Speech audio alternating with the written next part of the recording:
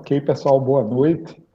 Eu queria dizer que vou tratar de um tema que eu me sinto muito confortável, porque, primeiro, gosto muito, segundo, que eu tenho feito isso já há bastante tempo, tenho me dedicado ao estudo dessas duas áreas.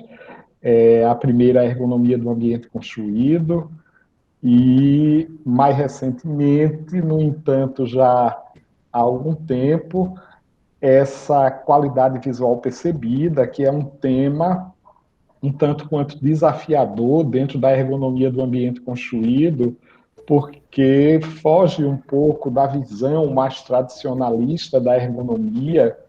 Então, ou está sendo, agora menos, mas sempre foi um desafio abordar esse tema dentro da ergonomia, porque ele não era bem compreendido. No entanto, esse foi um desafio que eu assumi, e hoje me sinto muito feliz de ter trazido a questão da estética, né? E é essa relação que eu vou apresentar para vocês. Eu também queria destacar a enorme parceria que a gente tem, os professores da área da ergonomia daí do Rio de Janeiro, com os professores da área da ergonomia daqui de Pernambuco. Temos uma relação, acho que muito boa, e tem sido cada dia mais fortalecida. Então, o tema, ele vai tratar da questão do ambiente visual, essa percepção visual do ambiente. Dentro da ergonomia, eu preciso começar essa palestra dizendo que eu reconheço que a gente, ao falar desse ambiente visual, a gente, em parte, desconsidera um segmento da população, que são as pessoas não videntes. No entanto, eu tenho percebido que essas pessoas elas têm uma maneira de perceber o ambiente a partir da segurança que eles promovem. Recentemente, participei da banca de uma tese em que a aluna tentou entender se havia uma percepção sobre outras questões relacionadas com as pessoas não videntes, sobre a qualidade visual do ambiente e, acima de tudo, é a segurança que eles buscam. Então, eu não estou fazendo isso sem levar em conta esse entendimento de que as pessoas cegas, elas percebem o ambiente, evidentemente, ela recebe estímulos, mas esses estímulos eles estão muito mais relacionados com a questão da segurança e fica um pouco difícil incluí-los nessa abordagem.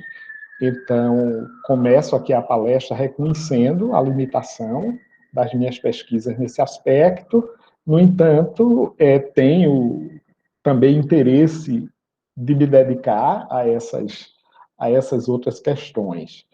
E a partir desse enunciado de que vamos tratar do ambiente visual, a primeira coisa que eu sempre tento explicar e começar as apresentações mostrando é que esse caráter visual do ambiente, ele tem importantes efeitos na experiência humana.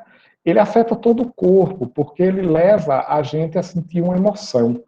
Quando a gente sente uma emoção, todo o corpo é afetado, não é? A gente pode suar, a gente pode ter os batimentos cardíacos acelerados, a gente pode se sentir bem ou se sentir mal a partir do que esse caráter visual do ambiente está nos comunicando. E esse caráter visual, ele pode, além de trazer esses estímulos, não é? A partir da experiência avaliativa para esses estímulos, evocar fortes emoções, como, por exemplo, o prazer. Eu tive uma felicidade muito grande de encontrar essa foto na internet. Eu não escondi o rosto do garoto, porque era exatamente, eu precisava mostrar a felicidade que ele está externando ao entrar nessa brinquedoteca de um hospital. Ele deve estar com algum problema de saúde, no entanto, ele esboçou aí uma emoção, né? Uma reação de prazer, de bem-estar ao adentrar nesse ambiente. Esse ambiente, como vocês estão vendo, tem imagens que levam essa criança a sentir esse prazer. Do mesmo jeito, podemos sentir medo, né? O ambiente pode, através de suas características notáveis ou proeminentes, como, por exemplo, aqui um ambiente escuro, que a moça, aqui no caso, está relutante em percorrer esse caminho, não é? Buscando aqui encontrar uma realidade que ela não está, por algum motivo, querendo enfrentar. Ou seja, esse ambiente não está convidando ela a caminhar, né, a seguir adiante. Acho muito interessante vocês aí no Rio de Janeiro, Niterói, né, tem o museu de Oscar Niemeyer, que tem uma rampa vermelha, né?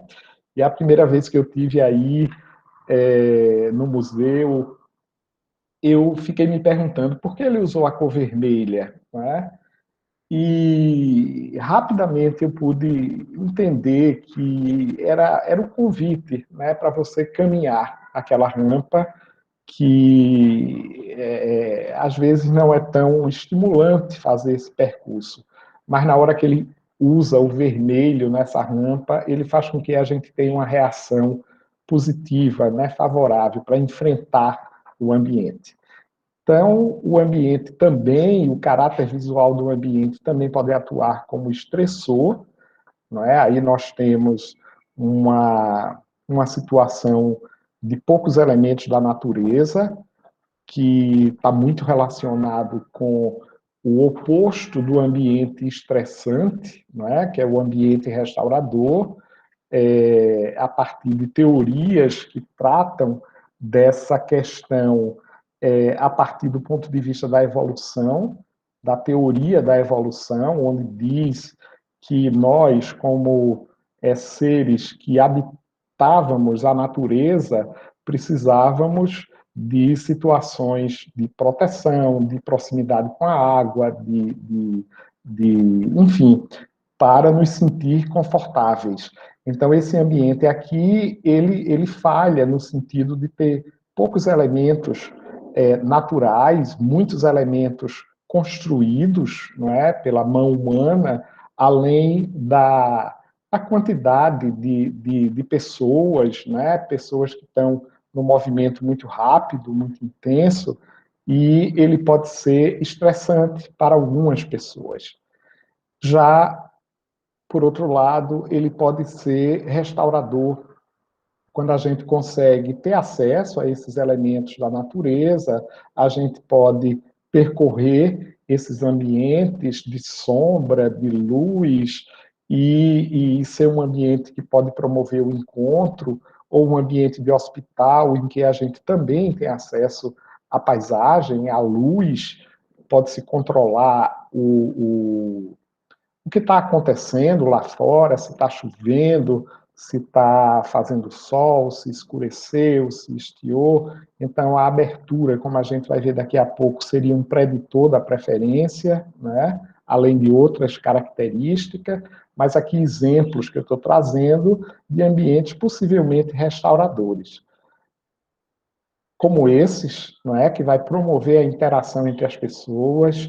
Eu estou aqui tentando imaginar que o ambiente restaurador é aquele que vai promover uma situação favorável, tanto para a cura no hospital, como para a interação, vai fazer com que as pessoas consigam produzir melhor, no caso de um escritório, como aqui embaixo, é um escritório desses que defendem que é preciso existir ambientes ambientes de descompressão, né? Ambientes onde a gente vai poder resolver problemas, situações que surgem conversando com outras pessoas e não isolados, né? Trancados em ambientes que, ao invés de favorecer o encontro, favorece o isolamento. Aqui os parques, né? Onde as pessoas têm uma possibilidade de relaxar, de se restaurar a partir do contato com a natureza.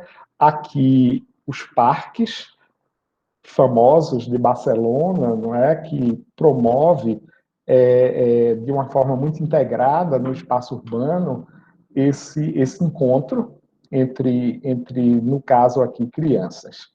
Portanto, ambientes restauradores, né? O caráter visual do ambiente favorece, para algumas pessoas, essa possibilidade de restauração. Também pode induzir reações subsequentes aos lugares e sobre seus ocupantes, ou seja, são as deduções que nós podemos fazer sobre os lugares. Por exemplo, isso é um restaurante em Paris. A partir dessa imagem, a partir das características visuais desse ambiente, a gente pode saber com que roupa a gente deve estar presente nesse local, como vai ser o atendimento, como vai ser o preço, né, que tipo de comida vai ser servida, não é? Se é muita comida, se é pouca comida, se é caro, se é barato, se vai ter gente com roupas mais formais ou menos formais, enfim. E o caráter visual também vai poder influenciar o comportamento das pessoas, levando-nos a evitar ou ir a determinados lugares. Eu gosto muito de falar nessa questão, porque o ambiente ele pode favorecer essa situação, né, você ter vontade de ir até ele ou não, lembrando que as pessoas pagam, às vezes, muito caro para ir até o Taj Mahal, se achar que o Taj Mahal vai poder trazer essa sensação de prazer, de bem-estar, e isso acontece sempre, principalmente em situações de projeto. Temos que ter essa consciência de que, ao projetar, vamos enfrentar essa possibilidade, né, de um ambiente ser querido, né, ser desejado, fazer com que as pessoas queiram estar e voltar a ele, ou visitar, permanecer, ou não, né? Então, é muito importante, principalmente na área que nós estamos, de design de interiores, arquitetura de interiores, temos essa consciência que não é só uma questão de modismo, uma questão de tendências do mercado, mas de considerar essas questões que vão ser preditoras da preferência, que vão atrair as pessoas, ou o contrário. Opa, voltei.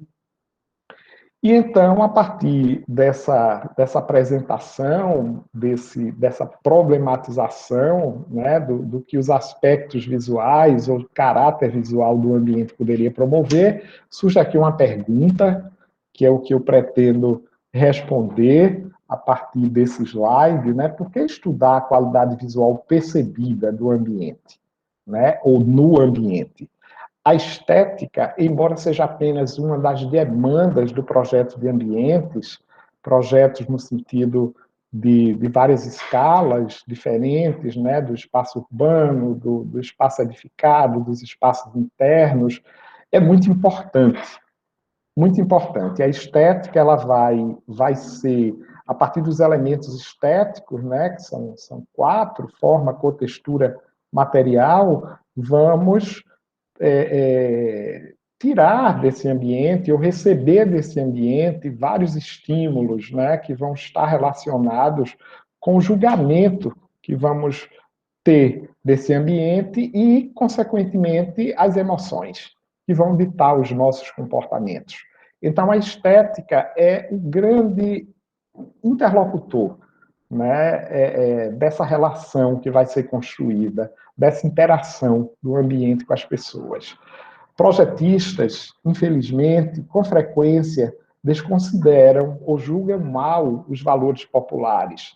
Eles geralmente se colocam numa posição de que as pessoas que vão usar aquele ambiente, elas não são, digamos assim, é uma palavra que não hoje em dia muito politicamente correta, mas eu estou usando ela no sentido de criticar essa situação, então eu acho que caberia citá-la aqui, mas muitas vezes o projetista julga que os ocupantes, que os futuros ocupantes, eles não têm uma alfabetização estética e que o que ele sente, o gosto dele, não precisa ser ouvido, né? Ele se coloca numa posição de ser a pessoa que vai ditar que tipo de ambiente esses futuros usuários vão precisar ter. Ou seja, eles vão impor um determinado gosto, né, pessoal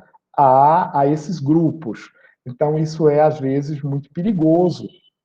Às vezes, o usuário ele solicita isso, ele diz: eu não sei exatamente o que eu quero. Então, nesse momento, o projetista ele tem a liberdade de buscar entender que tipo de estilo aquela pessoa tem, mas, em geral, é preciso saber que o usuário é uma pessoa humana, né? Que ele vai receber uma série de estímulos que vai levá-lo a ter uma determinada emoção. Então, não é uma questão de gosto, não é essa questão do julgamento que se faz em relação ao ambiente. Então, para ilustrar o que eu estou querendo dizer com relação à postura de alguns projetistas, eu trouxe aqui duas situações que eu gosto muito de mostrar quando eu faço alguma palestra sobre a ergonomia do ambiente construído. Essa é a famosa ponte de Bilbao, não é? De Calatrava, um dos maiores nomes da arquitetura contemporânea, Santiago Calatrava. E essa ponte é uma ponte para pedestre na cidade de Bilbao, uma ponte que foi construída com o piso em vidro, não é? Mas Bilbao é uma cidade que chove 80% do tempo. Como vocês estão vendo aqui, a usuária ela está carregando aqui algumas sacolas, ela está segurando aqui uma sombrinha e ela está exposta ao risco de deslizar. Para dar uma ideia a vocês, eu tive há um tempo atrás na cidade de Bilbao, essa ponte foi toda coberta com um carpete vinílico, porque esse piso ele se mostrou absolutamente impossível de ser utilizado numa cidade que chove tanto, não é? Além do medo, porque não é todas as pessoas que vão olhar para o rio que está embaixo e vão se sentir seguras, vão se sentir confortáveis de caminhar. Principalmente as que não gostam o medo de cair, de se afogar, de não saber nadar, e por aí vai. Aqui é outro exemplo, na Holanda, né? Arets é um dos maiores arquitetos da Holanda, né? E por que não dizer do mundo, não é? Mas ele constrói aqui uma rampa numa determinada empresa, que a rampa, em vez de favorecer o acesso às pessoas com deficiência, né, ele vai criar aqui um degrau, o que é uma coisa que não vai promover a acessibilidade. No entanto, visualmente, um arquiteto, um designer de interiores, poderia imaginar o que é que ele está querendo a partir dessa construção. Né? Ele não quer interromper a espessura da laje, ele quer que essa espessura da laje chegue até o fim, né? Que a forma não seja interrompida. Mas o acesso de muitas pessoas vai ser, né, interrompido. Ao mesmo tempo, a falta do corrimão, né? Quer dizer, exatamente na hora que você tem um degrau, ele suprime o corrimão. Então, esse Aretz, inclusive, é professor, né? É uma pessoa que está ensinando as pessoas a projetarem. Na hora que ele traz, na hora que a gente tem na obra dele um exemplo como esse, não é? Que reconhecidamente se torna visualmente importante, bonito, mas absurdamente inacessível, não é? Vejam que essa rampa ela está sobre um elemento de vidro, ou seja, ela precisou ser estruturada. Provavelmente essa rampa ela está em balanço, né? Ela não está sendo suportada aqui por esse piso de vidro. tudo isso visualmente tem um aspecto interessante. Eu não estou desmerecendo o projeto dele do ponto de vista visual, mas do ponto de vista funcional é inadmissível esse tipo de questão quando a gente considera a ampla diversidade de pessoas que podem deixar de ter um acesso fácil, não é? Eu queria dizer às pessoas mais jovens, né? O professor Gilberto me disse que tem alguns alunos que estão entrando no curso. Às vezes, a gente acha que um degrau ele é difícil de subir quando ele é alto. Mas a minha sogra, por exemplo, ela não conseguia subir um degrau de 5 centímetros que tinha na casa dela. Esse degrau teve que ser transformado em rampa. 5 centímetros, pessoal, talvez 3 dedos, para vocês terem uma ideia. É impossível de uma pessoa com mais de 90 anos, às vezes, né? Claro que existem pessoas com 90 anos absolutamente que têm uma locomoção muito fácil ainda, mas não é o caso de minha sogra, que é uma pessoa absolutamente lúcida, ainda com certa autonomia, mas ela não consegue fazer o esforço de transpor um degrau de apenas 5 centímetros. É nesse sentido que é preciso a gente entender esses aspectos do ambiente. Então, é preciso saber, nesse sentido, né, quais são os atributos notáveis ou proeminentes, né, aí notável no sentido de ser percebido, do ambiente visual, que são associados com significados favoráveis na resposta estética ou avaliativa do lugar. Tem um autor que dá um exemplo, por exemplo, de que se a gente coloca uma pedra no meio de uma sala de aula, por exemplo, essa pedra ela vai alterar o ambiente, não é? É um elemento novo, é um elemento estranho ao ambiente. Mas provavelmente as pessoas não vão notar. No entanto, se a cor da parede for trocada, o impacto vai ser muito grande das pessoas, não é? As pessoas vão notar muito. Então, esse notáveis está relacionado com essas características, né, que vão ser muito proeminentes, e são as características ou as variáveis que devem ser consideradas na hora que a gente está querendo estudar ou entender o que é que vai promover ou vai elevar essa qualidade visual percebida. Isso é relevante devido à influência da emoção. Como eu disse, a emoção ela afeta todo o corpo, não é? Todo o corpo, do cérebro até a pele, não é? Que pode sentir calafrio, né? A partir de uma reação que o ambiente pode promover, não é? Aí a gente, nesse momento, a gente já está falando de uma reação física, eu tenho consciência disso, mas só mostrando para vocês, né, que vai afetar o batimento cardíaco, palpitações, a sensação de boca seca, tremor nas pernas e por aí vai. Então, a emoção ela também vai influenciar os pensamentos, ela vai demandar um comportamento no final, não é? Um comportamento ambiental, ou seja, o comportamento ele vai proporcionar uma reação, desculpa, o ambiente ele vai promover um determinado tipo de comportamento a partir da resposta avaliativa para esse comportamento, a gente vai também atuar nesse ambiente, desde que a gente consiga, desde que esse ambiente seja nosso, né? Tanto é que tem autores, Bono, ele vai dizer que o conforto só poderia ser obtido se o ambiente fosse seu. Por exemplo, não se obteria o conforto num ambiente público, é uma tese muito forte, né? Mas eu particularmente gosto muito, porque, por exemplo, se eu trabalho num escritório onde as pessoas sentem muito mais calor do que eu vou ter que usar um casaco, porque eu não vou poder alterar a temperatura. Então, Bono, ele vai dizer que o conforto só é possível de existir quando o espaço é nosso, né, na nossa casa. ele chega a citar assim, na nossa casa, não é? E quais são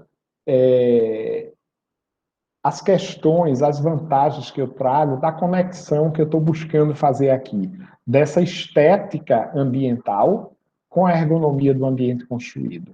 Não é? Primeiro que há um interesse comum das duas áreas, né, que seria como as pessoas percebem e tomam decisões no ambiente, é a interação humano-ambiente, né?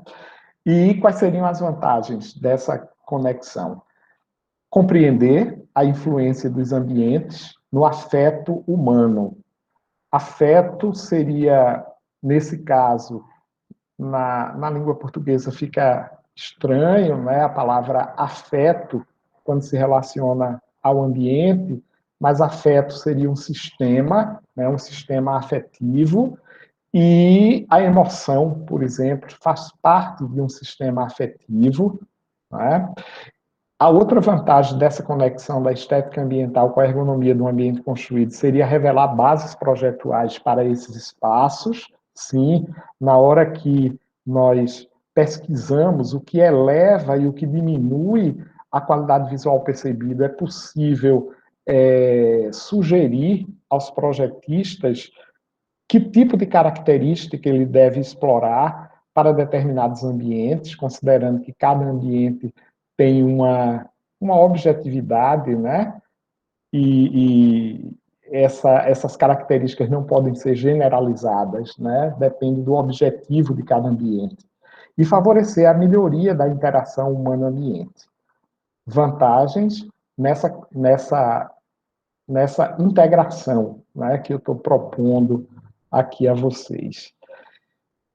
Então, a psicologia ela vai ter alguns modelos para explicar a resposta avaliativa ou a resposta estética, não é, que vai se dar no ambiente. É preciso a gente primeiro compreender que a percepção ela envolve a cognição na construção da qualidade visual percebida.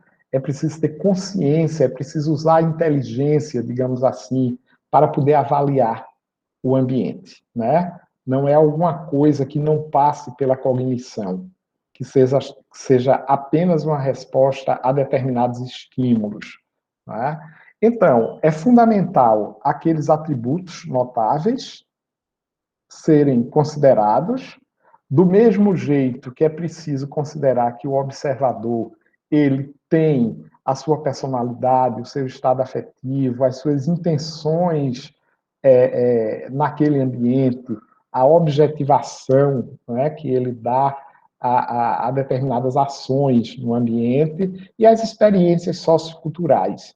Então, esse binômio aqui, ou essa via de mão dupla, como eu gosto de chamar, é quem vai definir essa resposta estética, né? Então, atributos ambientais, mas também fatores humanos, né? O observador aqui entraria como a parte humana do sistema. Esses atributos ambientais eles vão ser percebidos. Aqui a gente está falando dos estímulos, vão ser captados. A partir daqui, a partir da captação desses estímulos pelos órgãos sensoriais, vamos precisar da inteligência, né, que é a cognição ambiental, para decodificar, para fazer a apreensão ou o entendimento daquilo que está sendo visto. Não é? Então, entra aqui um segundo nível que vai depender de significados conotativos, de avaliações afetivas e do afeto. Não é? O afeto seria um nível mais profundo da reação emocional. Ele é uma reação emocional, mas no nível mais profundo. Tem um autor que vai dizer que a emoção seria alguma coisa que é mais fácil de ser entendida. Então, por exemplo, se eu sinto raiva de alguém, por, por uma determinada coisa que essa pessoa me causou, isso estaria no estado da emoção, enquanto se eu não sei por que eu estou sentindo a raiva, nem de quem exatamente eu estou sentindo a raiva, estaríamos no aspecto mais relacionado com a afetividade. Ou seja, a afetividade ela demanda uma série de significados, não é? E a partir daqui vai ser construída essa resposta estética. Alguns autores evitam usar a palavra estética para não dar a ideia de alguma coisa relacionada com a arte, com o artístico, porque não é exatamente isso, né? Na verdade, é a resposta para os elementos estéticos e não a estética como ela é percebida no senso comum, como sendo alguma coisa relacionada apenas com a beleza ou sinônimo de beleza. Estética aqui seria percepção multissensorial, né? Que vai ter a ver com o afeto, com a resposta psicológica e com o comportamento. Na hora que o indivíduo ele vai ter o seu comportamento definido pelos atributos ambientais, a gente ainda teria aqui uma conexão dele poder interferir nesses atributos ambientais. Ou seja, contratar um designer de interiores para fazer uma modificação daquilo que ele está vivenciando, né? Porque um ambiente que ele acabou de adquirir, mas que ele não se sente bem, né? Aqui está um exemplo, né, dessa resposta avaliativa. Eu tive contato com essa imagem. Isso é um parque, né? Se é que a gente na verdade, é uma área livre que foi transformada aqui nesse espaço de vivência, vamos chamar assim, porque parque sempre dá uma ideia não de um ambiente totalmente cimentado como esse, né? Nesse sentido, mas não deixa de ser um parque, né? Uma praça de eventos, na cidade de Copenhague, e o que me chamou a atenção é que esse ambiente ele foi criado numa área que está repleta de imigrantes. Então, é um bairro de imigrantes. E o arquiteto ele vai criar esse ambiente com cores absolutamente inusitadas.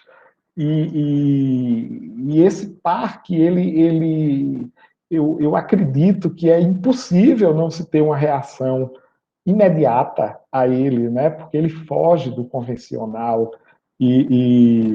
Pois é, eu também acho muito bonito, Luana, e fiquei com muita vontade de conhecer, né, esse parque. A cidade de Copenhague, ela é muito desafiadora, né, para nós arquitetos e designers de interiores, porque é um aprendizado, né, constante, uma cidade que se renova muito rapidamente. Enfim, então a gente chega aqui agora na qualidade visual percebida. Eu queria mostrar um pouquinho para vocês como eu tenho pesquisado a qualidade visual percebida, que eu acho que é o maior interesse da palestra, ou a minha maior contribuição aqui. Primeiro, uma tentativa de definir o que é a qualidade visual percebida. Primeiro, é um construto psicológico ou alguma coisa subjetiva, né, mental, tá certo? Que envolve julgamentos para o ambiente ou para os sentimentos sobre este. Então, temos aí dois tipos de julgamentos, não é?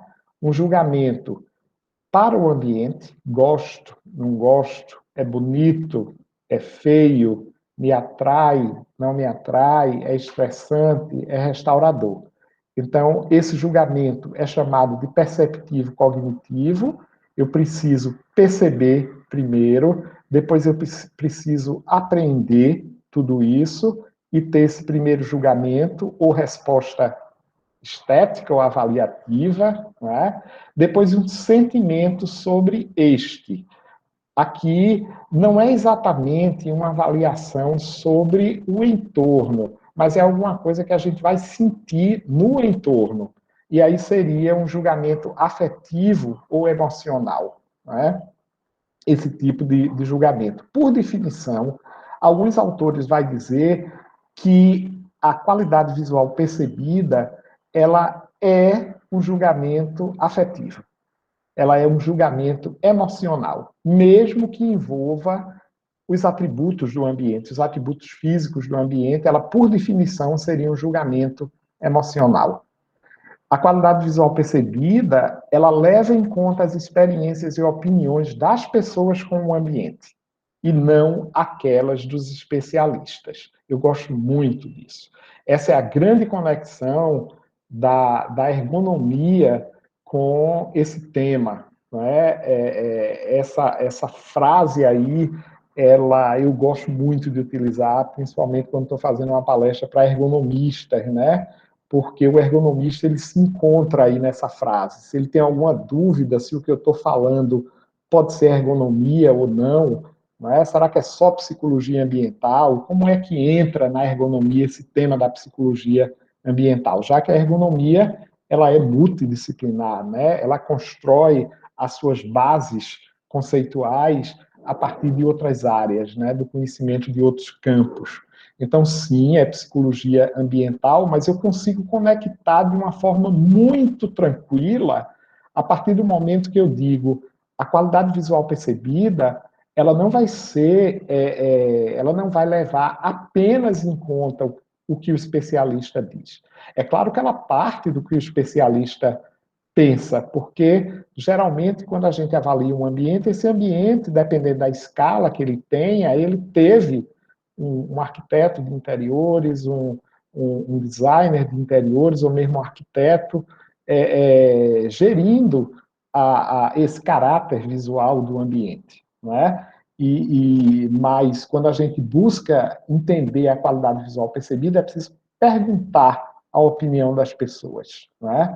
E o que as pessoas disserem sobre o ambiente, para ela, aquela é a qualidade visual percebida. Por isso que existe a palavra percebida, né? Não é uma qualidade visual apenas, ditada, né, pela experiência científica ou moldada pela experiência científica do profissional, mas ela vai ser construída também a partir do senso comum, não é? Que é de uma riqueza enorme. O que as pessoas, os não especialistas, né, o que eles vão perceber no ambiente tem uma riqueza imensa, às vezes muito maior do que a opinião do especialista, que é muito moldada pelo saber científico. É uma visão interessada, profissional, não é? Nós, depois de um certo tempo que somos capacitados para projetar, vemos o ambiente de uma maneira absolutamente interessada. E as pessoas elas vão ter experiências muito ricas que precisam ser consideradas. Então,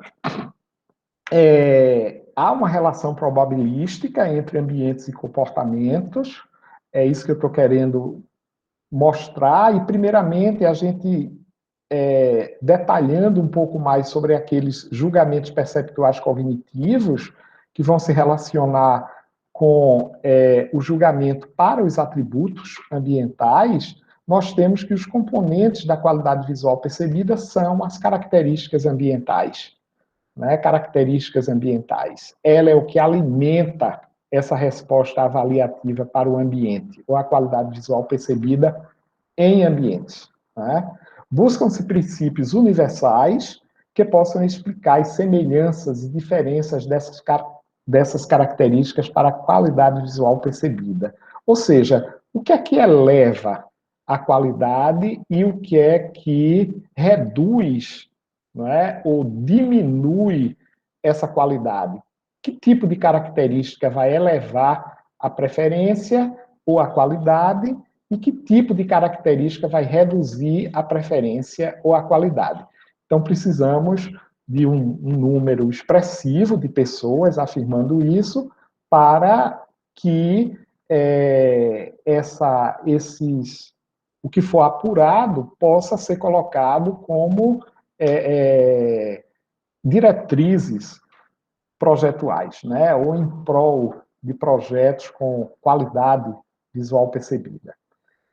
Essas características relacionadas às respostas ambientais, elas surgiram muito recentemente que eu digo 1998, porque até então, Kevin Lynch, quando ele começa a se interessar por que características do espaço urbano teria uma identidade, construiria uma forte identidade visual que faria com que a gente pudesse se encontrar, né, no ambiente, ou seja, tornar esse ambiente legível, compreensível, né, e imaginável, né, do ponto de vista visual, de você poder se situar e atuar nele. Então, Kevin Lynch, ele estabeleceu nos anos 60, no início mesmo dos anos 60, algumas características, mas ele dizia que uma delas, que era o simbolismo que o ambiente poderia produzir no usuário, não era possível de ser investigada porque variava de pessoa para pessoa. Não era possível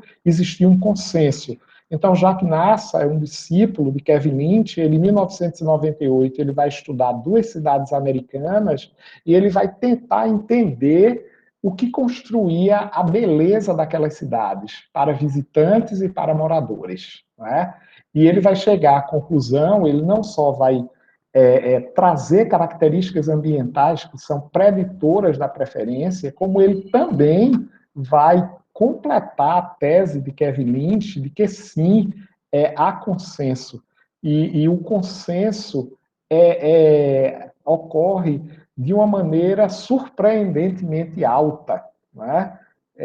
Quer dizer, ele também vai concluir que as características ambientais ela interfere muito mais na resposta ambiental do que as características individuais. Ou seja, durante esse tempo, de 60 a 80, muitas pessoas diziam, vamos estudar as personas, porque se a gente conseguir classificar personas, a gente também consegue classificar características preditoras. Mas Jacques Nassa, ele vai dizer que não é preciso fazer isso, não é preciso estudar apenas as personas, porque as características visuais do ambiente, ela tem uma resposta muitíssimo maior, né? Estou exagerando bastante, né? Só para vocês compreenderem que é mais importante estudarmos as características ambientais do que as personas. Ou seja, focar no ambiente, né, nesse momento de tentar entender o que é que ele vai trazer de favorável e de desfavorável, do que nas personas, que a psicologia já definiu hoje em dia, mas para outras áreas, outros aspectos do conhecimento, não exatamente a avaliação de ambiente. Então, a primeira característica que ele vai corroborar, porque ela vem de Berline, que é um psicólogo, onde ele vai criar as variáveis colativas, né, que tem a ver com uma variável de ordem, uma variável de complexidade, uma variável de novidade, e ele vai dizer que essas variáveis, elas construiriam essa preferência visual, inclusive não só para o ambiente, mas também para imagens, de uma forma geral. Então, a coerência é uma variável de ordem, ela tem a ver com a compreensão do ambiente, com a possibilidade do ambiente se fazer legível e compreensível para que as pessoas possam atuar nele. Então, esse é um exemplo que eu tento mostrar, não é? Quer dizer, a ordem significaria essa coerência, né, que Kevin Lynch dizia que só haveria possibilidade das pessoas se encontrarem no ambiente se ele tivesse muita ordem, o que outros autores também derrubaram essa tese, né, porque tem pessoas que conseguem se encontrar na desordem, né, na desordem que eu digo visual de um ambiente, né, então, a coerência seria isso, seria essa variável de ordem que vai tornar o ambiente mais fácil de ser lido, de ser compreendido e, portanto, de se atuar nele. Não resta dúvida, né, que a gente adentra esse ambiente, a percepção de como atuar nele é muito rápida, muito favorável, e a gente constrói um mapa, né, de como atuar nele. Então, essa seria uma primeira característica preditora da preferência, que hoje já é muito questionada, né? Já é muito questionada. Se realmente a ordem, pela quantidade de estímulo que nós recebemos, que nós lidamos no nosso dia a dia, já é questionado se a gente só consegue se encontrar num ambiente que tenha esse minimalismo todo, não é? Que seja quase um ambiente irreal, digamos assim, né? Eu não acredito que esse ambiente em uso ele possa ficar tão bem arrumado como ele está aí nesse momento. A outra característica seria a complexidade moderada. A complexidade relacionando-se com o número e a diversidade de elementos na cena. Número e diversidade de elementos. A complexidade mínima seria monotonia, né? Nessa situação. A complexidade máxima seria estressante, né? E, presumivelmente, a psicologia passou a defender, né, a partir dos anos 70, de que a complexidade moderada seria a preditora da preferência.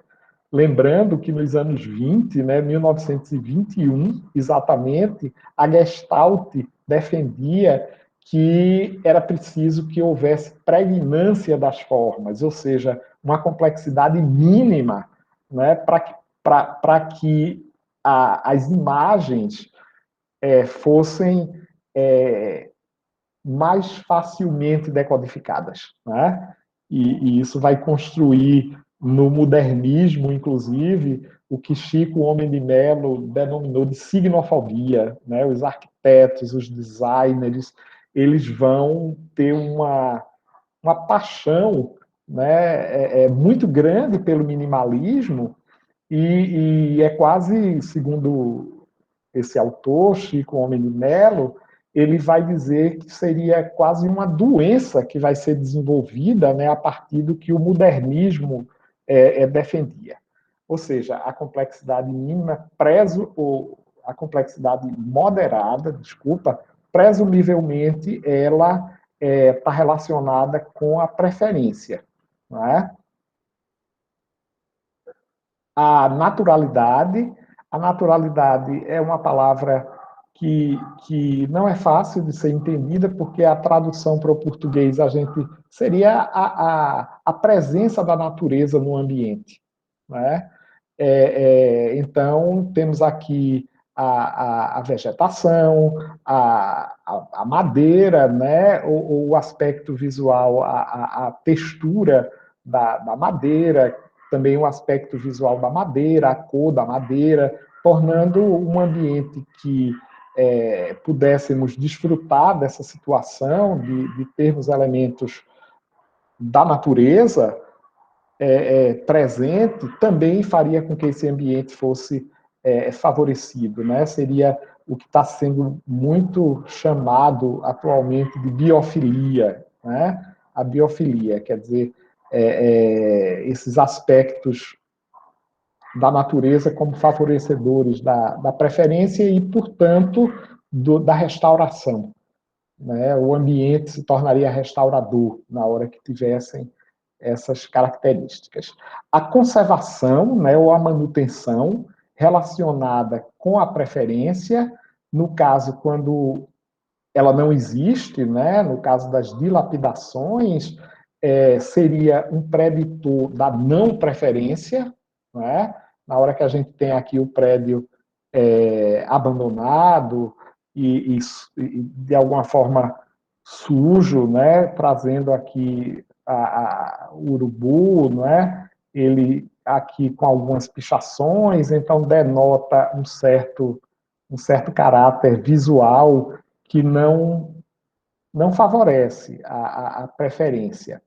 A outra característica seria a abertura visual, ao contrário do ambiente com barreiras visuais ou ambiente confinado, mas que essa abertura tenha limites delimitados, ou seja, esse exemplo tem um limite aqui embaixo na esquadria, né, fazendo com que ele não apresente, não provoque o medo, não é? Porque existe um medo inato do ser humano pelo precipício. Então, dizem, né, acho que ninguém nunca fez esse teste, mas os psicólogos chegam a dizer que as crianças, elas temem o precipício. Quer dizer, antes de ter uma consciência muito forte do perigo que o precipício causaria, ela teme o precipício, né? Ela não se jogaria, assim, ela não elas teriam essa consciência já inata de que o precipício é desfavorável. Portanto, a abertura ela é muito importante desde que exista um limite, que a gente não se sinta ameaçado, né? Ameaçado de queda, ameaçado de algum risco. O significado histórico ou estilo foi também percebido por Jacques Nassa como um elemento que ajuda a construir essa preferência visual, não é, percebida. Essa é uma rua aqui do Recife que foi eleita uma das ruas mais bonitas do mundo, né? Então estou fazendo aqui uma propaganda dessa nossa rua, né? É uma das ruas históricas daqui do Recife. Então, apresentados os julgamentos perceptuais e cognitivos, eu vou apresentar agora os julgamentos emocionais, né? Que são aqueles que, por definição, estão mais relacionados com a construção da qualidade visual percebida, ou trazendo também ainda essa relação probabilística entre ambiente e comportamento. Embora dependa de avaliações perceptivas cognitivas, como eu já falei antes, a qualidade visual percebida é, por definição, um julgamento emocional. O Ward e Russell, eles, em 1981, eles vão fazer uma série de pesquisas, uma série de tentativas para tentar classificar quais são as emoções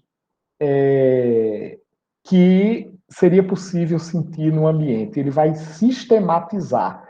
Primeiro, ele vai partir do princípio de que há 2.000 palavras na língua inglesa descritoras do ambiente, né?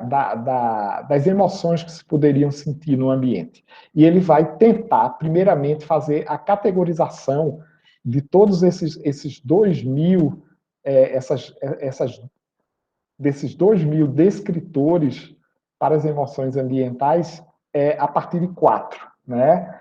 Ele vai reduzir a 4. Agradável, estimulante, emocionante e calmante. Ele vai partir de um modelo dimensional das emoções que a psicologia também já utilizava, que é a construção, a tentativa de descrever essa qualidade efetiva dos ambientes a partir de uma metáfora espacial, né, onde ele vai dizer que essa metáfora seria construída a partir de 2 eixos, um eixo vertical, que vai do muito estimulante ao desestimulante, passando aqui por um estado de neutralidade, do agradável ao desagradável. Esse estimulante ele tem a ver com o que desperta a emoção, é o arousal. E essa parte de cá seriam a parte da esquerda e da direita, aliás, e esquerda, seriam as valências negativas e positivas. Então, esse eixo vertical traria a força, os estímulos, ou esse despertar emocional, e depois a gente teria as valências. Ele vai dizer que entre um ambiente, quer dizer, um ambiente muito estimulante, aqui é a parte mais alta do estímulo, muito estimulante e muito agradável, seria um ambiente emocionante, empolgante, sedutor, bonito, agradável, nesse sentido de ser bom de ser visto, de ser bom de ser observado. Não é? Então, aqui a gente tem a valência positiva. Já um ambiente relaxante seria um ambiente agradável, mas ele é desestimulante. Ele teria baixo estímulo ou um baixo despertar de emoção, né? Um ambiente tranquilo. Ou seja, ele primeiramente está tentando classificar o que seria um ambiente empolgante, sedutor, emocionante, né? Seria esse ambiente altamente estimulante e altamente agradável. Já o relaxante, altamente agradável, mas desestimulante. O ambiente sombrio seria desestimulante e desagradável, do mesmo jeito que o aflitivo, que seria altamente estimulante, mas desagradável. Então ele gera aqui 4 quadrantes, né, para descrever essas emoções que poderiam ser sentidas no ambiente. Ou seja, na hora que ele faz isso, ele nos ajuda a poder fazer a avaliação da qualidade afetiva dos ambientes. Né? Porque nós não vamos dar conta de 2.000 sensações ou emoções que o ambiente poderia transmitir, mas apenas 4. 4 tipos de situações que vão descrever uma quantidade aqui maior, né, mas que expressam a emoção. E não só expressam a emoção, mas descrevem o que seria esse ambiente emocionante, relaxante, sombrio e aflitivo. Né? O clima emocional de um ambiente, contudo, ele deve variar para se ajustar aos objetivos dos lugares. A avaliação, segundo David Cantor, que é um grande psicólogo que começou a carreira dele trabalhando essas questões do ambiente, né, ou a psicologia ambiental, ele vai dizer que toda avaliação deve ser objetivada. Não é? Objetivada. Ninguém pode avaliar um ambiente, ou seja, tentar fazer uma abordagem a uma pessoa sobre a qualidade do ambiente sem explicar para ela para que aquele ambiente serve. Ou seja, se é uma recepção de hospital, ela sabe para que aquele ambiente serve. Então, eu não posso misturar recepção de hospital com um ambiente de festa, um ambiente tranquilo, de repouso. Enfim, eu tenho que avaliar ambientes de modo considerando essa objetivação. Né? Então, se o interesse é fazer uma avaliação da qualidade visual percebida no ambiente, considerar que o ambiente é de recepção hospitalar, é um ambiente de enfermaria hospitalar, é um ambiente de festa, é um ambiente de se assistir televisão, é um ambiente de home office. Então, objetivar a avaliação é importantíssimo. Eu estou terminando, tá, pessoal? Eu vou trazer agora as aplicações metodológicas para vocês verem como é que eu tenho feito essa avaliação. Por exemplo, as avaliações, eu parto de variáveis, ou eu manipulo determinadas características, manipulo sistematicamente determinadas características, né, como, por exemplo, contraste, baixo, médio e alto, com um nível de complexidade mínimo, moderada e máxima. Manipulo também muitas outras características daquelas que a gente viu, como, por exemplo, a abertura, a novidade, a natureza, a naturalidade, o significado histórico, mas aqui, nesse momento, eu estou trazendo o contraste, que estaria relacionado com a coerência, porque um ambiente que tem baixo contraste, ele teria uma alta coerência, e um ambiente com alto contraste teria baixa coerência. Né? A complexidade mínima, como eu disse a vocês, seria monotonia, estresse, se ela for máxima, e presumivelmente a moderada seria a ideal, presumivelmente. Né? Então vamos lá, vamos agora colocar isso tudo que eu falei em prática. Né? Como avaliar a qualidade agradável percebida de um ambiente? Bom, a teoria sugere que o projeto deve ter elementos de contraste baixo com complexidade moderada para se tornar um ambiente agradável. Será? Então, eu trouxe aqui um exemplo, esse é um edifício da rede Sara, né, que é uma rede de hospitais muito famosa no Brasil, inclusive pela qualidade visual percebida do ambiente. Então, ele tem o baixo contraste, ou seja, o ambiente é praticamente todo branco, né, pelo menos assim, no geral, que a gente visualiza, e ele tem uma complexidade moderada, né? Ou seja, um número moderado de elementos na cena. E ele é agradável ou não, né? Então, poderíamos mostrar ele para pessoas, colocar 3 cartões para ela dizer se esse ambiente promove a agradável. Quer dizer, eu estou dizendo 3, mas você pode ter quantos níveis quiser. Né? Geralmente eu uso 5, de nada até de mais.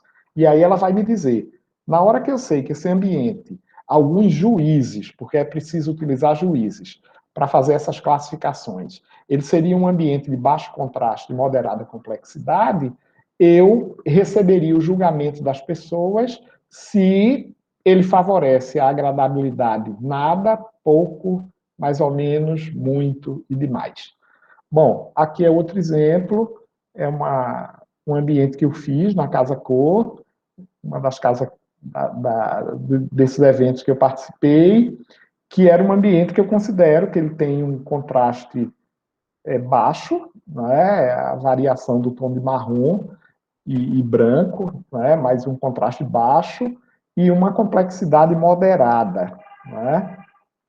É agradável? Não sei, vocês podem fazer esse julgamento, né? Mas é assim que eu atuo. Né? Eu mostro imagens, eu sei o que essas imagens, quais são as características que eu estou, que eu sistematizei para fazer a avaliação, e a resposta que as pessoas me dizem vai trazer se ela tem qualidade visual percebida ou não, e em que nível, não é?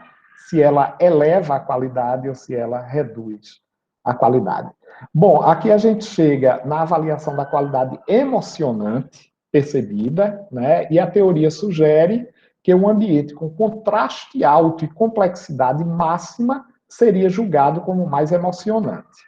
Será? Né? Então, essa é uma cozinha que eu também fiz para a Lalamp, era um laboratório luminotécnico, né? Que a Lalamp me pediu para mostrar como é que se poderia usar luminárias no ambiente de cozinha. Esse ambiente, modéstia à parte, ele fez muito sucesso por causa da cor vermelha, né? Que não é convencional nas cozinhas, o uso dessa cor, e um ambiente emocionante, né? As pessoas ficavam emocionadas pelo contraste, né? A madeira é a cor quente, vermelho é a cor quente, contrasta muito com o branco, enfim, é um ambiente que eu exemplifico como sedutor, empolgante, né? Emocionante. Esse é o exemplo clássico de um ambiente emocionante, né? Uma congestão de tudo, né? Congestão de imagens, congestão de pessoas, congestão de tudo, estímulos demais, não é? Encontrar um lugar aí é um pouco difícil, né? É um pouco difícil. Mas tem gente que se encontra. Então é aí onde a tese de Kevin Lynch começa a partir de Robert Venturi, né? Quando ele escreve o livro Aprendendo com Las Vegas, que ele vai dizer que a desordem é a incapacidade das pessoas de colocar ordem no ambiente. É uma tese muito forte, né? Até hoje muito comentada, né? Mas é por aí, quer dizer. E aí a gente chega aqui num ambiente calmante, né? Ela foi real, viu, Nora? Ela foi real. Eu durante uma fase, antes de entrar na academia, eu tive uma atuação profissional muito intensa e a Lalamp convidou alguns arquitetos para fazer ambientes na loja, né? E então a ideia era que o cliente pudesse ver várias possibilidades de uso de luminárias na cozinha. Então, foi um ambiente real, sim, enquanto a Lalamp existiu aqui na cidade, né, esse ambiente estava lá disponível para ser acessado. A partir dessa cozinha, é interessante, é uma informação que foge ao tema, mas é curiosa. Eu sempre propunha ao meu cliente isso, né? Vamos fazer uma cozinha laranjada, vamos fazer uma cozinha vermelha. Ele fazia, tá louco, Lorival? Não faço, não. A partir dessa cozinha, eu fazia, vamos fazer uma cozinha vermelha. Ele dizia, não, tá louco. Eu dizia, olha aqui. Quando eu mostrava, ele fazia, eu aceito. Então, a partir dessa cozinha, que funcionou como esse laboratório, né, eu consegui fazer 4 cozinhas vermelhas, né? Porque eu não sei, acho que vocês sabem, o grande problema do designer de interiores, quando ele quer mostrar, e do arquiteto de interiores, quando ele quer mostrar o trabalho dele, é que quando a revista liga para a gente, ou pelo menos na minha época, ela ligava para a gente assim, você tem uma cozinha amarela? Se eu dissesse tenho não, ela ia dizer, tá bom, então eu não vou fotografar o seu trabalho. E se eu dissesse eu tenho a cozinha amarela, ela dizia, ok, eu vou fotografar o seu trabalho, vamos marcar, vamos agendar. Então, essa coisa de não seguir tendências é muito difícil na nossa área, né? Porque o arquiteto de interiores e o designer de interiores, ele precisa pontuar na mídia. Né? E para pontuar na mídia, ele tem que seguir tendências. Na hora que ele segue tendências, às vezes ele precisa impor um gosto que é do mercado, né, ao cliente. Mas aí é outro tema, para um outro encontro. Então, agora a gente chega aqui na qualidade calmante percebida. Né? Essa qualidade ela é necessária para algum tipo de ambiente, como, por exemplo, a recepção hospitalar, né? Que a gente chega, às vezes, muito ansioso, tem que ter muita paciência para esperar o atraso dos médicos, que às vezes estão ocupados, fazendo uma cirurgia e tudo mais, e a gente precisa ter um ambiente que não nos estimulem ao contrário, que seja que nos tranquilize. Então, as pessoas geralmente se sentem mais calmas e preferem ambientes com contraste de baixa complexidade de moderada a máxima. Então, eu trouxe aqui um restaurante que eu acho muito bonito, é um restaurante em Miami, de Arthur de Mato Casas, né, um arquiteto muito famoso, e está aí a complexidade moderada, né, já que o elemento aqui que visualmente é, é, traz muitas informações visuais, ele se repete, ou seja, ele é ritmado. Na hora que ele é ritmado, a gente chega a um nível de complexidade moderado, porque não há uma diversidade de elementos, ele simplesmente se repete intensamente, mas é o mesmo elemento, é o quadrado, né? Essa treliça, né? A cor também, no nível moderado, né? Basicamente só tem o azul claro, que é uma cor fria, né? Azul é considerado uma cor fria, enfim, um ambiente que eu considero calmante. Não testei, não sei se ele seria aceito como tal. Era uma loja, Nora, era a Lalamp, né? Lalamp ainda foi uma das maiores, posso dizer assim, uma das maiores marcas de luminárias no mercado. Hoje em dia ela está menos, tem menos evidência, mas ainda é uma marca muito forte, né? A Lalamp, o mesmo dono da Lalamp é a Dominit, né? Que tem também ainda uma certa representatividade no mercado de luminárias. E aqui um ambiente, mais um ambiente de descompressão, né, nos escritórios contemporâneos, onde as pessoas são incentivadas a interagirem para resolver seus problemas. Enfim, aqui como fechamento, teríamos que, a partir da abordagem apresentada, a associação da estética ambiental, a ergonomia do ambiente construído, mostra-se possível por aquelas conexões de similaridade que ela tem, de interesses semelhantes, né, do fato de ouvir o usuário acima de tudo, né, principalmente. Além de ser viável no sentido de nortear decisões projetuais em prol da qualidade visual percebida em ambiente. Era muito bom, e o professor Gilberto, na tese dele, que eu participei da banca de Gilberto, ele vai dizer isso, que era preciso que a gente fizesse uma avaliação né, do quanto os clientes estavam satisfeitos com o ambiente para criar essas decisões projetuais, né, para poder recomendarmos ou incentivarmos os projetistas a utilizar determinadas características para tais tipos de ambiente e outras, e evitar outras, não é? Então, se ele vai projetar um ambiente que precisa ser tranquilo, que precisa transmitir tranquilidade, que tipo de características ele vai utilizar? Ou o contrário, se ele vai projetar um, um bar, um café, uma boate, ele tem que buscar o oposto, né? Então, é isso. Desculpa se eu me demorei, eu não fiz um controle do tempo e nem perguntei. Desculpa, viu, Gilberto? Se me esqueci muito. Ô, Lorival, obrigado pela sua palestra, pela sua apresentação. Assim, na verdade, passou tão rápido, né, que eu nem vi o tempo, mas, assim, eu gostaria de abrir, né, se o professor me permite, assim, uns 10 minutinhos para perguntas, e aí cada pessoa que fosse fazer a pergunta levantasse a mão para a gente ter uma ordem. Pode ser?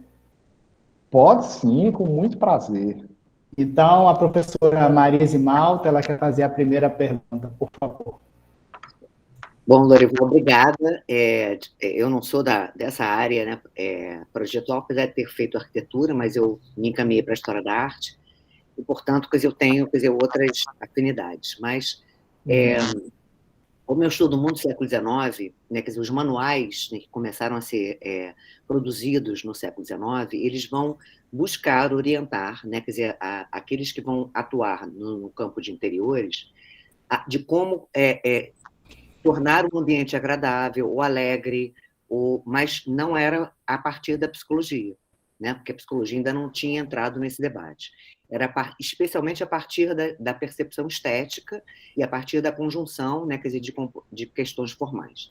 Aí minha primeira pergunta é sobre essa questão, se a ergonomia considerou esse pressuposto que veio lá do século XIX. Outra coisa, em relação, à própria metodologia, né, de abordagem e a construção desses conceitos ligados à ergonomia, que, a princípio, parte como se digamos, os grupos, né, tivessem, uma percepção mais homogênea, né, como o humano, né, tivesse uma percepção mais homogênea e a gente pudesse, de certa maneira, classificar, né, essas percepções. Mas, especialmente a partir da antropologia cultural, né, a gente observa, né, que os grupos, né, têm percepções, né, e têm reações diferenciadas. Como é que a gente, então, a princípio, o que eu compreendo, muito pouco da ergonomia, é que parte de um pressuposto de um determinado grupo mais urbano, né, com acessos mais globais das informações. Mas como é que a gente lida, né, com essa questão da ergonomia, com grupos que têm bases históricas culturais completamente diferenciadas e, de repente, um vermelho, né, um amarelo, ou aquilo que é considerado mais estimulante é completamente diferente de outros grupos sociais. Como é que a ergonomia lida com isso? Que na verdade, é uma ignorância minha, que eu sou de outra área. Mas, nesse sentido, como quando eu penso, por exemplo, em instalações de arte contemporânea, né, que é mais a minha... não é um trabalho bem contemporâneo, mas que a gente observa que são experimentações completamente diferentes, que vão buscar estímulos e reações, né, que, a princípio, não são esperadas dentro de ambientes de moradia, né? São, na verdade, experimentações que buscam poéticas com outros estímulos, né? E que, na verdade, não necessariamente são, digamos, digamos, controlados, né? Nem, o artista não tem um controle total, né? Isso a gente observa muito nos depoimentos dos artistas, nos teóricos, e aí eu também fico imaginando como é que a ergonomia lida com isso, né? Bom, ótima pergunta. Não sei se consigo responder a tudo, mas vou tentar fazer um resumo. Assim, essa abordagem, na verdade, é uma abordagem estética que eu trago, eu proponho para a ergonomia, né? E eu vejo hoje, tanto é que quando eu começava, quando eu ia apresentar esses trabalhos nos congressos, eu, eu, eu apresentava com muito receio, porque, por exemplo, eu tinha um colega, acho que o professor Gilberto conhece, ele chegava a dizer aos alunos assim: eu não recomendo a disciplina do professor Lorival para vocês pagarem, porque isso não é ergonomia. Então, agora ele mudou totalmente de opinião, ele está fazendo trabalhos na mesma linha. Então, eu vejo que a ergonomia ela evoluiu nesse sentido, né, de entender que a estética é ela tem uma abordagem que é absolutamente importante, né? Porque ela interfere no nosso comportamento, essas questões da estética. Agora, eu estudo, quando eu fui, quando eu comecei a estudar esse tema, eu fui para o início, Feck, né, um alemão que em 1876 ele começa a buscar um sentido de como aplicar a estética, né? Porque a estética ela era estudada sobre o belo, né? Eles queriam entender o belo e ficava numa questão muito filosófica, eles não chegavam a aplicar. Então, esse caminho todo, ele é necessário, né? A gente, infelizmente, como história, eu ainda não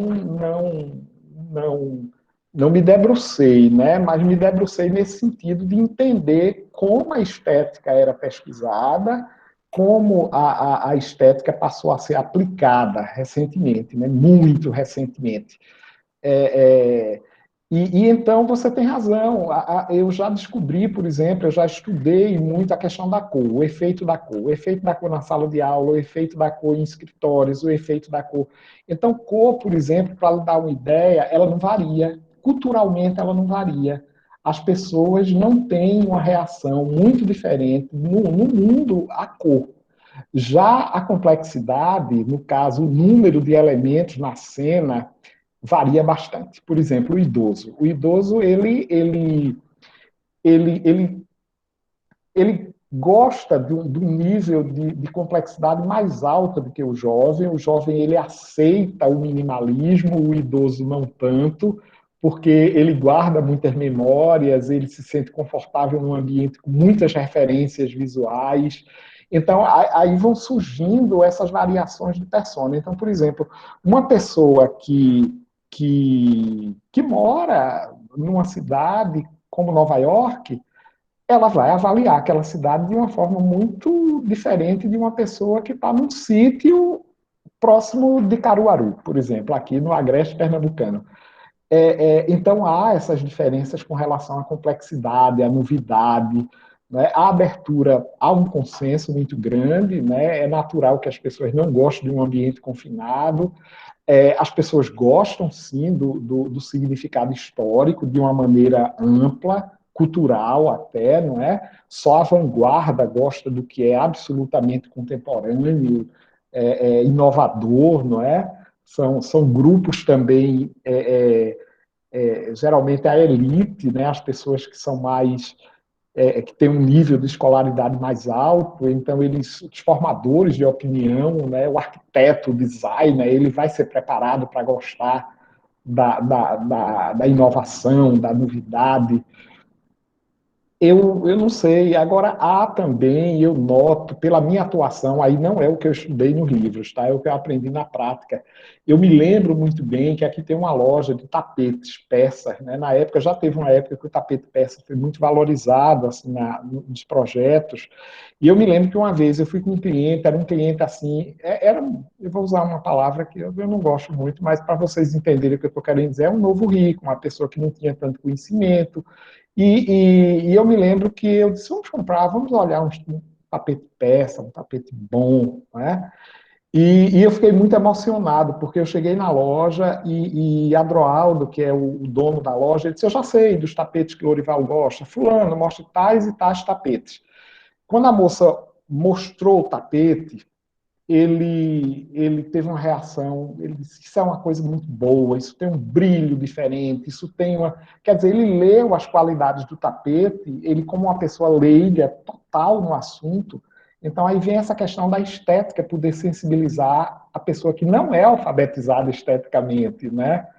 Eu acho que é por aí que é muito válido as suas colocações, né? Quer dizer, há esse sentimento de que as pessoas já trazem inconscientemente a percepção do que é bom, do que é belo, né? Do que tem valor estético e do que eleva a qualidade visual percebida no caso, né?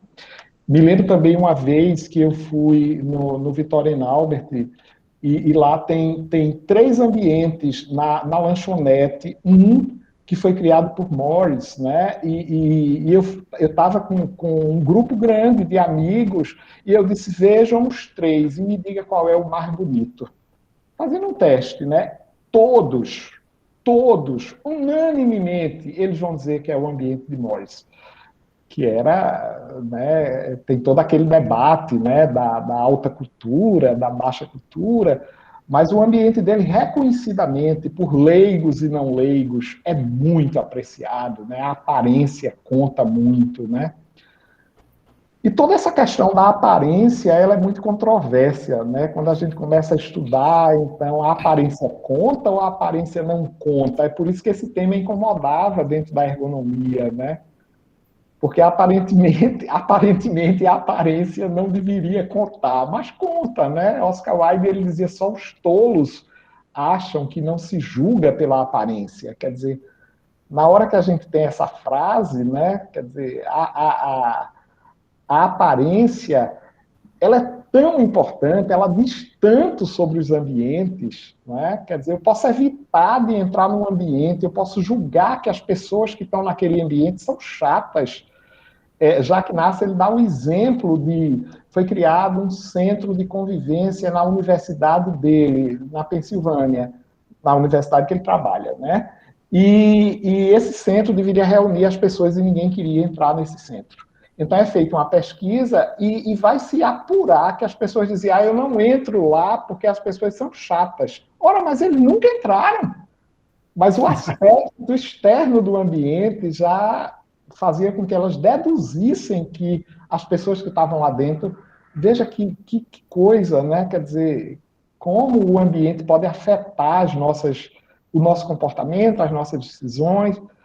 Eu não sei se eu estou lhe respondendo, se eu estou fugindo do assunto, mas acho muito interessante o conhecimento desses segmentos sociais, apesar de entender também que essas características elas são muito fortes, né, mais fortes do que as personas, né, na hora de formar o consenso.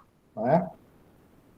Historicamente falando, não se pode desprezar de jeito nenhum o que está no gosto do momento, né? A gente é bombardeado de informações, é a história da calça rasgada, né? Que até hoje eu não me conformo, mas caiu no gosto popular, né? Você paga caro por uma calça rasgada, absurdamente rasgada, né?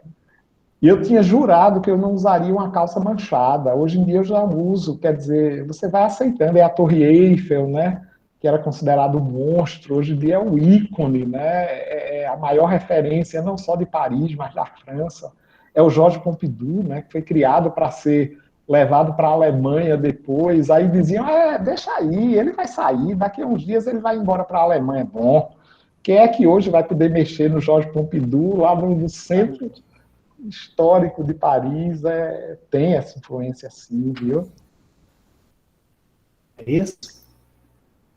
Ok, Marisa? Não, eu não vou continuar o papo, senão a gente sai. Muito bom, Marisa. Então vamos fazer aí, mas eu vou deixar espaço, né? Quer dizer, para os outros, a gente não sai daqui hoje. Obrigada. Vamos fazer a fila da professora Nora, está com a mãozinha aqui levantada. Professora Nora, por favor. Professor Lorival, um prazer vê-lo. Tenho assistido suas palestras lá pelo beleza. da ergonomia. Então, já lhe conheço muito. Também lhe conheço de nome, estou tendo o prazer de lhe ver aqui agora. Então, professor, Uhum. eu queria saber, assim, do senhor, o limite, Hum, né, entre, entre a emoção e a função. sim. Justamente em cima daquela imagem da cozinha vermelha, porque eu acho que ela é icônica para a gente pensar nisso.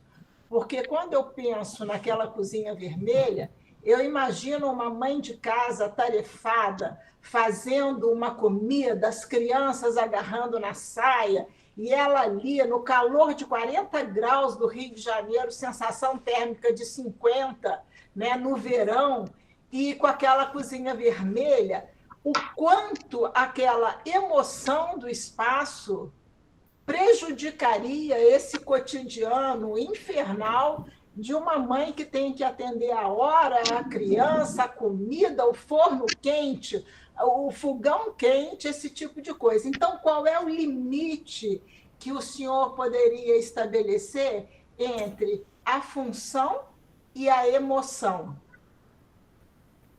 Ótima, ótima pergunta, dificílima de ser respondida, né? Um debate modernista. Esse debate é muito extenso, mas muito bom. Veja, eu gosto muito, vou utilizar David Canter, né? Quando ele diz que a gente tem que, para tomar essas decisões, a gente tem que considerar, fazer uma avaliação objetivada, né? Então, seria isso, partindo do princípio que a cozinha vai ser utilizada por esse público, que tem todas essas demandas, todas essas necessidades. Então, essas demandas vão nortear um determinado tipo de ambiente, né, ou decisões estéticas, a escolha de características estéticas para promover esse tipo de coisa, né? Para promover não o estresse, né, mas promover um ambiente que possa reduzir o estresse, essa carga de tensão, de tempo, de prazo. Então, é a avaliação objetivada, né? É consultar sempre, sempre, é isso que a ergonomia diz, não é? Consultar sempre o usuário. O usuário é. Ninguém conhece melhor as necessidades das pessoas do que elas próprias, né? Então, algumas pessoas, elas têm duas cozinhas, né? Uma cozinha para ela, outra cozinha para manter a funcionária trabalhando e outra que ela vai mostrar aos amigos. Então, talvez essa cozinha pudesse ser vermelha, né? Essa cozinha que eu fiz era um laboratório, então existia o apelo de ter que.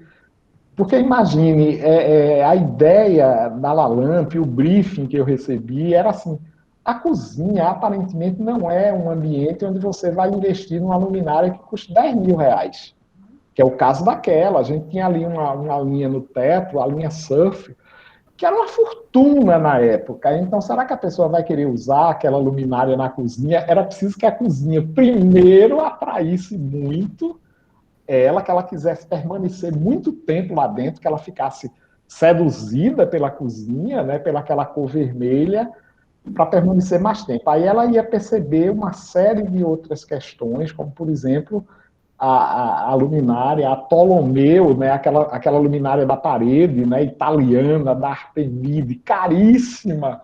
Então, para poder investir naquilo, ele precisava permanecer muito tempo no ambiente. Esse foi o contexto. Mas eu concordo perfeitamente com tudo que você colocou. Se a cozinha vai desempenhar esse papel, se o usuário da cozinha tem essas características, vai enfrentar esse tipo de situação, ela não pode ser vermelha, de hipótese nenhuma, né? Incoerente, totalmente incoerente. Viu? Obrigada, Muito boa a pergunta. obrigada, professor. Professor Lorival, eu não vou me furtar de aproveitar essa oportunidade e fazer uma pergunta. Certo. Espero poder ajudá-lo. Quando você, na última parte da sua apresentação, você diz aplicar aquilo que foi o estudo teórico e, através de uma metodologia específica, você busca investigar o usuário e a relação dele com esse ambiente, né? Sim. E aí você comentou que trabalharia, tipo, duas variáveis, né? Quando você tem o contraste, complexidade e tal. Sim. E aí, na sua fala, você apresentou as imagens, inclusive essa cozinha vermelha, você mostrou uma cena do ambiente, um casa-cor, né? Uhum. E você falou, em algum momento, você falou em card sortings, né? Sim, sim. Que é uma técnica, para quem está aqui de repente não sabe, é uma técnica que a gente consulta o usuário mostrando um cartão, explicando, e ele vai apontar se aquele ambiente ali tem um grau de complexidade, né, se ele concorda, discorda, enfim. Aí vem minha pergunta, essa imagem apresentada, ela é bidimensional, então, né, uma imagem, uma foto. Sim, sim. Você já fez alguma experiência aí, junto com os alunos do mestrado, doutorado, em tratar a persona, o usuário, dentro do ambiente físico, para ele experimentar a sensação daquele ambiente e aí sim apontar essa qualidade visual percebida? Ô, pergunta boa. Olha, esse aspecto foi talvez um dos maiores desafios que eu tive na minha tese. Eu tinha um professor que era, assim, uma das pessoas que mais me ajudou a construir a tese, o professor Gentil. Ele, toda vez que ele chegava na minha banca, porque eu tive 2 bancas de qualificação, não só uma, mas 2, ele dizia isso: você está avaliando, porque eu avaliava o que eu chamei de paisagem urbana midiática. Ele disse: essa paisagem é vista em movimento, essa paisagem não é vista parada, você está em movimento. Então ele levantava toda a tese de Kevin Lynch, que Kevin Lynch construiu uma tese baseada nas pessoas andando na cidade, e hoje em dia ninguém anda, as pessoas só andam de carro. É outra visão que se tem do espaço urbano. E essa provocação dele me fez com que eu procurasse. Eu tinha que chegar, vamos dizer, numa etapa seguinte, eu tinha que convencer ele que sim. E então eu descobri, Gilberto, vários autores, por exemplo, Abraham Mose. Ele foi quem criou, você deve conhecer ele, porque ele foi quem criou a constelação de atributos, né, que você Sim. no seu mestrado. Lá da Espanha. Mose, ele vai dizer que absolutamente, muito, muito, muito parecido. Ou seja, eu não fiz esse teste, porque eu tenho vários autores que me dizem que é muito semelhante à avaliação num ambiente real e num ambiente que ele vai chamar de mediatizado. Quer dizer, o ser humano é capaz de avaliar um ambiente sem estar nele, de uma forma mediada pela mídia. Porque, nesse caso, fica parecendo repetitivo, né? Mas é uma experiência mediada através de um suporte bidimensional. Pronto, seria. Moll vai dizer isso. Stamp, ele vai construir uma dissertação inteira.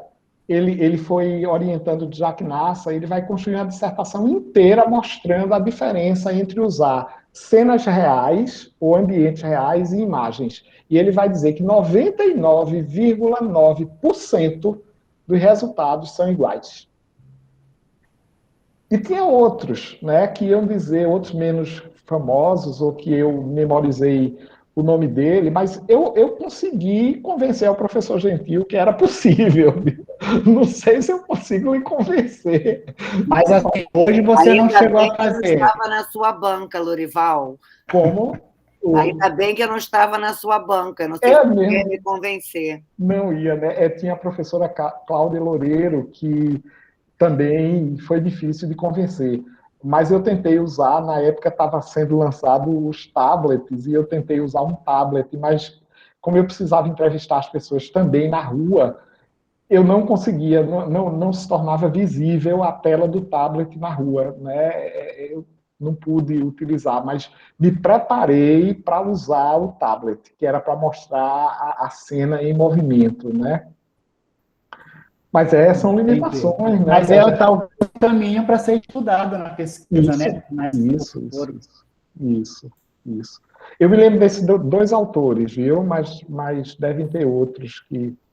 tem também uma pesquisa de Jack Nassa, mas é usando slides, né? Ele vai mostrar cenas em movimentos e cenas paradas, aí é diferente. Não é a presença física no ambiente real. Cenas estáticas e cenas em movimento.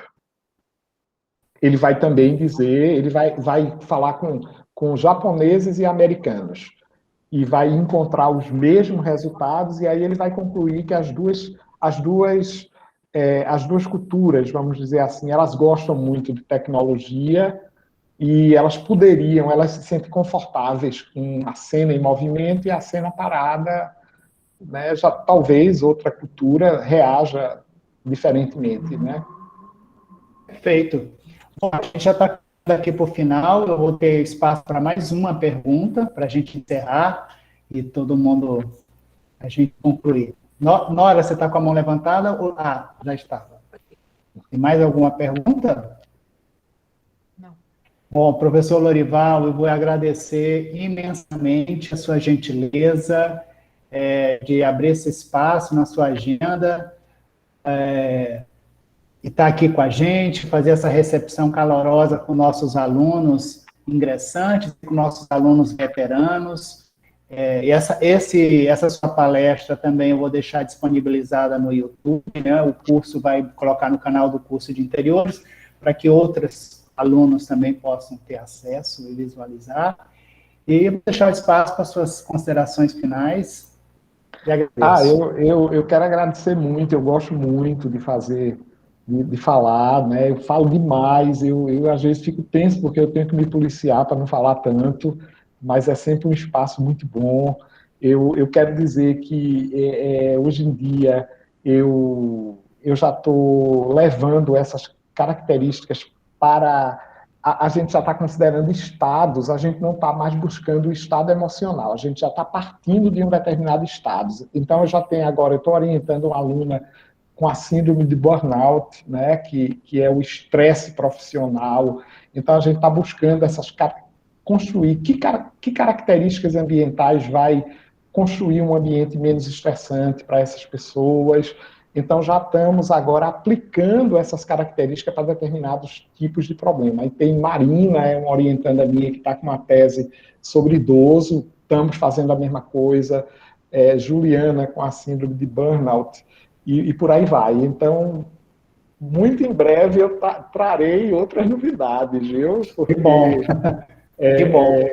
E mostrando a importância, né, da gente cada vez mais construir espaços que a gente consiga reduzir o nível de acidentalidade, né, do resultado. Quer dizer, a gente poder ofertar mais segurança para o cliente, né, porque o método, ele não é garantia, mas ele, com absoluta certeza, ele reduz o índice de acidentalidade dos projetos e criar diretrizes, né, para que os futuros designers ou os atuais consigam projetar com mais segurança, né, porque é esse o papel da universidade, do pesquisador. Perfeitamente. Aqui só a Laura levantou a mão aqui, que a aluna já formanda, já está no último período. Quer fazer uma pergunta, Laura? Eu queria perguntar uma coisa, assim, eu entendi que está girando muito em torno da questão estética, assim, mais em torno da questão visual. Mas a gente pode levar também para o lado sensorial, de quando a gente está falando de criar uma atmosfera dentro de um ambiente, tem que ser levado em consideração além do visual, né? Claro. E como que a gente consegue aplicar isso? Porque a gente também tem que levar em consideração que o que forma o ambiente não é só o visual, o despertar da sensação tem muito a ver com o visual, mas também com como o indivíduo percebe dentro de todos os sentidos. É muito desafiadora a sua pergunta. Veja, tenho consciência disso, né? A gente sabe que o cheiro, por exemplo, ele é muito importante. Ele constrói essa afetividade, né? A gente passa pela Osclean, passa pela Lely Blanc e reconhece imediatamente que está próximo da loja, só pelo cheiro, né? E muito importante. Agora, o grande problema, Laura, é que a gente tem que ter variáveis destacáveis para pesquisar o ambiente. Se eu misturo tudo isso, vai ser... Eu não sei como fazer. Eu espero um dia conseguir colocar todas essas variáveis ao mesmo tempo, sabe? Mas, assim, o que eu quero te expor é que quando a gente trabalha com métodos, porque eu também não mostrei, Gilberto sabe disso, eu uso a teoria das facetas, quer dizer, eu faço as análises dos resultados através de estatísticas, não paramétricas, quer dizer, eu tento provar isso até para os estatísticos, né, que os dados que eu estou apurando, eles se revelam matematicamente também, eles se justificam matematicamente. Então, quando a gente utiliza essas variáveis destacáveis, se você mistura outros estímulos, né, outros órgãos sensoriais, como o olfato, o cheiro, a audição, você perde o controle, você perderia o controle. Agora, no futuro, por exemplo, eu fiz um curso agora de neurociência. Então, a partir da neurociência, eu já posso verificar, já vejo possibilidades de, através do EEG, né, do eletroencefalograma, a gente poder detectar um determinado estado, medir a emoção como um todo. Aí eu vou poder misturar essas variáveis. Muito boa a sua pergunta, muito inteligente. Lembrando que a avaliação estética ela é multissensorial, é por isso que eu coloco sempre o nome visual, visual, visual, né? A avaliação estética ela é multissensorial. Ninguém pode dizer que está fazendo uma avaliação estética se só está considerando a visão. Essa é uma avaliação visual, é percepção visual, né? Porque a estética é multissensorial, viu? Muito boa, Laura, a sua pergunta, mas eu acho que a neurociência Obrigada. vai ser o meu caminho, viu? Professor Lorival, mais uma vez, muito obrigado. Obrigado a vocês. Imagina, agradeço aqui a todos os presentes, especialmente os professores, a professora Marisa, a professora Nora, o professor Marcelo, Franci, a professora Marli, todo mundo aqui ouvindo e compartilhando esse momento. Eu vou agora interromper aqui a gravação. Até mais então, pessoal. Boa noite.